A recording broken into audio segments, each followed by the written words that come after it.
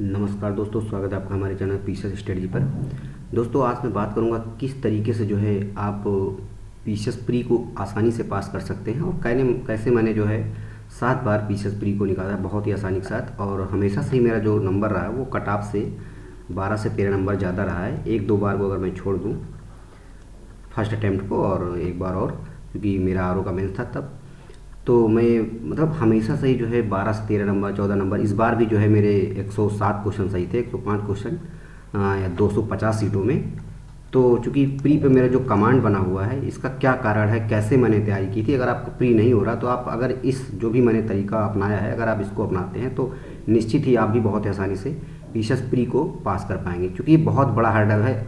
कई बच्चे होते हैं मतलब मेंस के लिए उत्साहित होते हैं कि मुझे मेंस लिखने को मौका मिलेगा, बट मेंस से पहले आपको प्री जरूर ही निकालना पड़ेगा। बिना प्री के आप मेंस में नहीं जा सकते हैं। आपको ये पता होगा, एक जो बैरियर है वो प्री है, ठीक है। तो कितना भी आपका मेंस रेडी हो, लेकिन अगर आपको प्री नहीं तैयार है, प्री ही नहीं पास हो पा रहे हैं, तो आप कभी भी मेंस नहीं लिख पाएंगे। तो सबसे पहले तो आपको प्री को पास करना होगा, फिर जाके आप मेंस में जाएंगे, ठीक है। तो हालांकि ये जो है एक इसमें छटनी होती है स्टूडेंट्स की, कितने सारे बच्चे होते हैं उनको कम करने के लिए प्री एग्ज़ाम कराया जाता है। पर दोस्तों, कहीं ना कहीं इस जो गवा काट प्रतियोगिता है, आपको पता होगा उत्तर प्रदेश में बहुत ज़्यादा प्रतिस्पर्धा है। उत्तर प्रदेश, बिहार जैसे राज्यों में, जहाँ पे सरकारी नौकरी पाना एक बहुत बड़ी बात होती है।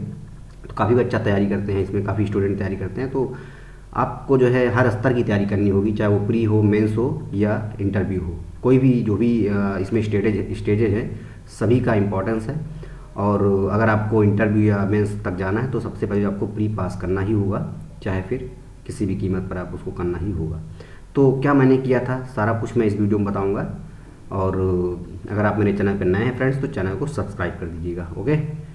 अब यहाँ पे देख सकते हैं कि सबसे पहले मैं घटना चक्र, ठीक है, मैं यहाँ पे आपको बता दूँ कि यह जो वीडियो में पूरा है मेरा, इसमें मैं इंटरव्यू मेंस से रिकॉर्डिंग कोई भी बात नहीं करूँगा। अगर आपको मेंस या इंटरव्यू संबंधित कुछ वीडियो देखना हो तो आप इस वीडियो को स्किप कर सकते हैं, कोई दिक्कत नहीं है, ठीक है फ्रेंड्स। अगर आपको प्री के संबंधित कोई समस्या है तो आप इस वीडियो को देखें, वरना आप इसको स्किप कर सकते हैं। क्योंकि ये मेरा फ्री इनिशिएटिव है, इसमें मुझे कोई अर्निंग का ऐसा कुछ इशू नहीं है कि मैं इस वजह से बना रहा हूँ। बट क्योंकि कम टाइम है, जो नए बच्चे होते हैं, कई बच्चे कमेंट करते हैं कमेंट बॉक्स में, तो उनके हित को ध्यान में रखते हुए मैंने इस वीडियो को बनाया है कि उनको ज़्यादा से ज़्यादा जो है उनकी मदद हो सके, और ऐसी कोई बात नहीं है, ठीक है। तो आप अगर नए एस्पिरेंट हैं या आपका प्री नहीं हो रहा तो इस वीडियो को पूरा देखिएगा। हालांकि जो है आपको स्ट्रेटजीज सारा मैंने बता दिया हुआ पुराने वीडियो में। अगर आप पीसीएस प्री की कोई स्ट्रेटजी या सीसैट की स्ट्रेटजी, सब्जेक्ट वाइज स्टडी सारा मैंने बनाया हुआ है। अगर आप नए हैं तो प्ले लिस्ट में जाकर सारा वीडियो देख सकते हैं एक एक करके, ठीक है फ्रेंड्स। और अब देखते हैं। तो सबसे पहले तो आपके पास घटना चक्र होगा ही, ये मैंने बताया हुआ है अपने प्रीवियस वीडियोज़ में भी। तो आपको घटना चक्र कैसे पढ़ना, यहाँ मैं ये बताऊंगा कि घटना चक्र में सबसे पहले तो आप उसको दो बार 3 बार जितना बार पढ़ना है आपको पढ़ेंगे।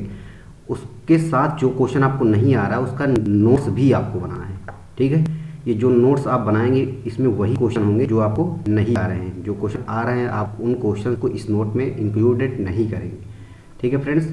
तो घटना चक्र आपको अच्छे से तैयार करना, ये मैं वही बता रहा हूँ जो मैंने खुद किया हुआ है। मैंने स्टैंडर्ड बुक प्री के लिए कभी नहीं पढ़ा, मैं नहीं बताऊंगा। हाँ, अगर आपको लगता है कि स्टैंडर्ड बुक पढ़ना चाहिए तो आप अपने स्ट्रेटजी को फॉलो कर सकते हैं, कोई डाउट नहीं है, कोई दिक्कत नहीं मुझे, ठीक है। ये मेरा खुद का स्ट्रेटजी है। अगर आपको अपनी स्ट्रेटजी अच्छी लगती है तो आप उसको कंटिन्यू करिए, कोई उसमें इशू नहीं है।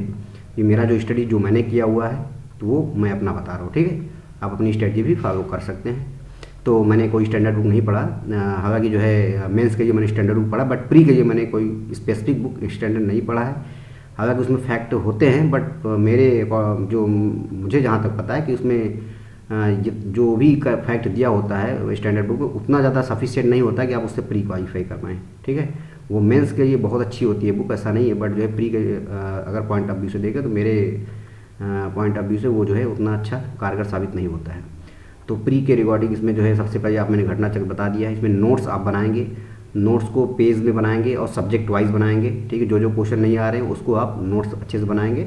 और घटना चक्र को बार बार आपको नहीं पढ़ना, 2-3 बार आप देखेंगे। अगर आपको लगता है कि अब घटना चक्र से क्वेश्चन मेरा रॉन्ग नहीं हो रहा है, साथ ही में जो नीचे डिटेल में दिया हुआ तो वो भी आपका हो गया है, तो बार बार उतनी मोटी बुक को ओपन करने की जरूरत नहीं है। आप बार बार अपने नोट्स को देखेंगे, ठीक है। ये चीज़ आप ध्यान रखेंगे, जो नोट्स बनाए हुए उसको बार बार पढ़ेंगे, ना कि घटना चक्र को बार बार आप रिवाइज करें, क्योंकि उसमें टाइम कंज्यूम ज़्यादा होगा और आपको बेनिफिट कम होगा, क्योंकि बार बार आप टाइम जाएगा। तो जो आपको नहीं आ रहा है वो घटना चक्र का आपने नोट्स बना के रखा हुआ, तो उसको पढ़ें। ठीक, ये चीज़ आप करेंगे घटना चक्र। ठीक है, अब आते हैं दूसरा जो मैंने किया हुआ था, वो है लूसेंट ऑब्जेक्टिव। ये नहीं बताया था मैंने, केवल सब्जेक्टिव कर बताया था, जो उसमें टू द सब्जेक्ट वाइज होता है, जैसे पॉलिटी हो गया, ज्योग्राफी हो गया।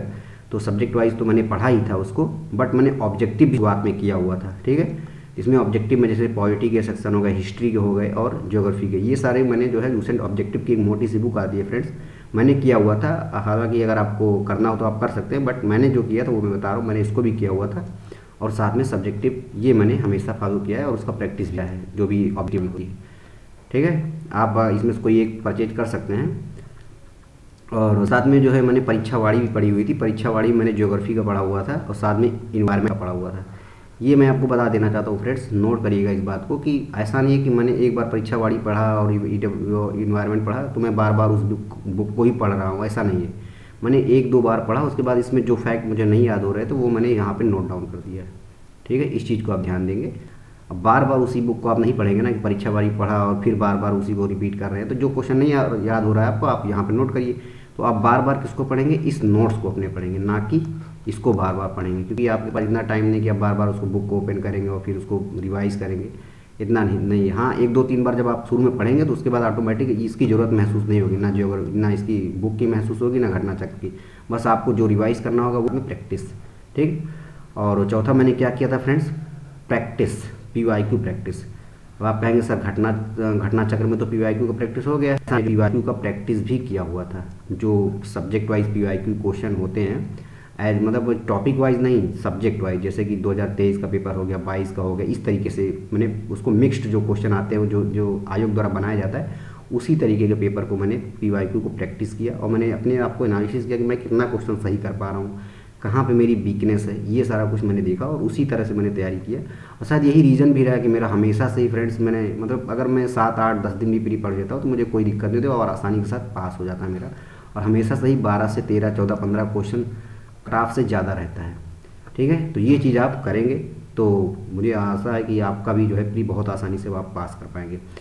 प्रैक्टिस के अतिरिक्त मैं क्या पढ़ता था, टेस्ट सीरीज जो है, जो भी आप मार्केट में टेस्ट सीरीज आती है, वो एग्ज़ाम के टाइम में ऐसा करता था। मतलब ऐसा नहीं है कि जो है शुरुआत के दिनों में जो है मैं टेस्ट सीरीज वो करता था।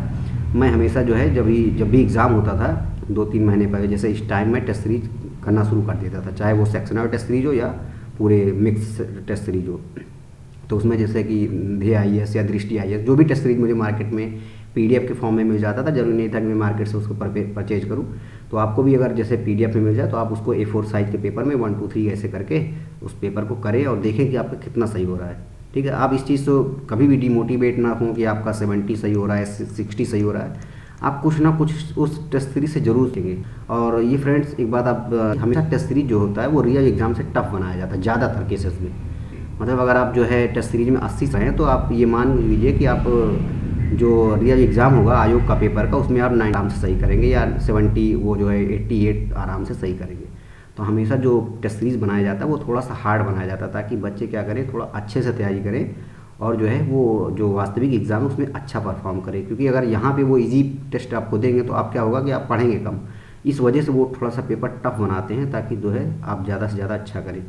तो आप जो है ध्येय IAS का या दृष्टि का या जो भी आप कोई भी कोचिंग हो, मैं कि मतलब किसी भी कोचिंग का आप टेस्ट सीरीज परचेज कर सकते हैं, या फ्री में अगर आपको मिल रही है कहीं से तो आप जो है उसको कर सकते हैं। ठीक है, तो उससे आपको बहुत फ़ायदा होगा, आप अपनी तैयारी को आकलन कर पाएंगे कि मेरी स्थिति इस समय कहाँ पे है। और ओवरऑल फ्रेंड्स जो है वो जो नेक्स्ट है वो है मेरा प्रैक्टिस। मैंने लगभग 1000 क्वेश्चन की, ज़्यादा ही होगा कम होगा। कई लोग सोचते हैं कि इनका प्री आसानी से हो जाए, मतलब तुक्के में नहीं होता हर बार। अगर किसी का हर बार प्री निकल रहा है तो मतलब आप तो आसानी के साथ प्री हो जा रहा है, मतलब उसके पीछे एक मेहनत होती है, वो मेहनत एक दिन की नहीं होती है। ठीक है, तो आप भी अगर कम से कम 10,000, 12,000 या 8,000 प्रैक्टिस क्वेश्चन की करेंगे तो गारंटी है कि आप भी जो है प्री आसानी से निकाल पाएंगे।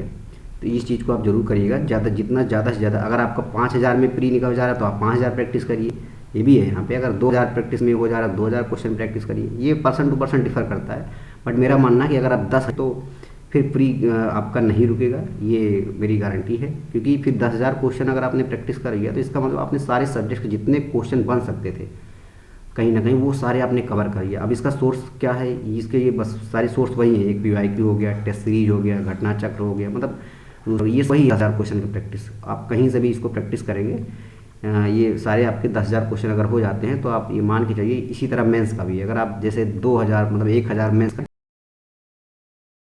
तो मानना है मेरा, क्योंकि अगर आप मेंस में आपको पता होगा कि इसमें आंसर राइटिंग मेन होता है, ठीक है। तो ये चीज़ जो है आपको इसमें भी, आप अगर मेंस में भी प्रैक्टिस नहीं करेंगे तो आपका मेंस नहीं होने वाला है, क्योंकि पढ़ने से उसमें नहीं होगा, क्योंकि mains is the answer writing, answer writing जितना करेंगे उतना ही ज़्यादा फायदा होगा। और उसके बाद रिवीजन फ्रेंड्स, ये बहुत ज़्यादा, मतलब इसमें जो भी पॉइंट्स मैंने बताए हुए, ये रिवीजन इज़ द की। इसमें आपको बहुत ज़्यादा मतलब रिवीजन करना पड़ेगा। जो आपने नोट्स बनाया हो उसको बार बार रिवाइज करेंगे, बार बार चीज़ों को मेमोराइज करेंगे, साथ ही में जो है उसको हर डायमेंशन से सोचेंगे। जैसे उसका जो है ऐसा नहीं है कि सीधे सीधे क्वेश्चन को पढ़ेंगे, क्वेश्चन को थोड़ा सा अपने अकॉर्डिंग घुमाएंगे कि इसका और क्या किस तरीके से क्वेश्चन पूछ सकता है, क्योंकि सीधा सीधा तो सबको पता होता है, लेकिन उसको अगर अपोजिट करके पूछेंगे, मतलब थोड़ा सा किसी भी क्वेश्चन को कई तरीके से बनाया जा सकता है। तो इस एंगल में आप क्वेश्चन को पढ़ेंगे, रिवीजन करेंगे, ताकि वहाँ पे अगर किसी तरीके से एग्जामिनर ने क्वेश्चन को घुमा दिया है तो आप कंफ्यूज ना हो। क्योंकि बच्चे क्या होते हैं, वहाँ पे जाने के बाद कंफ्यूज हो जाते हैं, कहते हैं ये तो मेरे नोट से आया ही नहीं, घटना चक्र से आया नहीं, यहाँ से आया नहीं। तो ऐसा ना हो आपके साथ, क्योंकि ऐसा उन्हीं बच्चों के साथ होता है जो क्वेश्चन को केवल एक ही रिदम में पढ़ते हैं, ठीक है, अपने दिमाग का यूज कम करते हैं और एनालिसिस नहीं करते क्वेश्चन को। ये चीज़ आप करिएगा, पढ़ते टाइम आपको एनालिसिस जरूर से ज़रूर करना है, रिवीजन अच्छे से करना है। तो उसको जो है कई डायमेंशन में सोचने का प्रयास कीजिएगा, तो इससे जो है आपका जो माइंडसेट होगा वो बहुत अच्छा होगा, क्वेश्चन में पकड़ आपकी मजबूत हो जाएगी। तो ये काम आप जरूर करिएगा। और साथ ही में फ्रेंड्स, जो सबसे और मैं बताता हूँ कि पीसीएस प्री का जो बैकबोन में कहता हूँ इसको, वो है current affair. Current affair friends बहुत ज़्यादा इंपॉर्टेंट है। अगर आप सब कुछ कर रहे हैं बट करंट अफेयर आपका वीक हो जा रहा है, तो इससे जो है आप कहीं नहीं प्री निकालने से आप चूक जाएंगे। क्योंकि होता क्या है कि अभी जो है करंट अफेयर की जो इम्पोर्टेंस है वो पी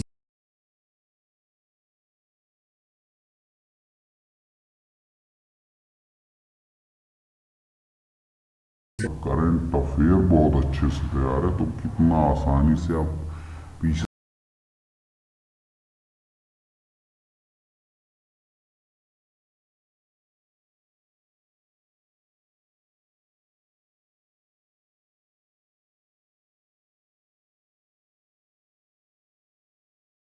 रिवीजन हो सकता है, या आप खुद भी अपना सोचिएगा।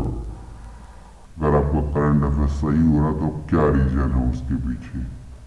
तो इस चीज़ को जब आप एनालिसिस करेंगे तो आप जरूर देखेंगे कि आपको इसका सकारात्मक परिणाम आगे जरूर मिलेगा।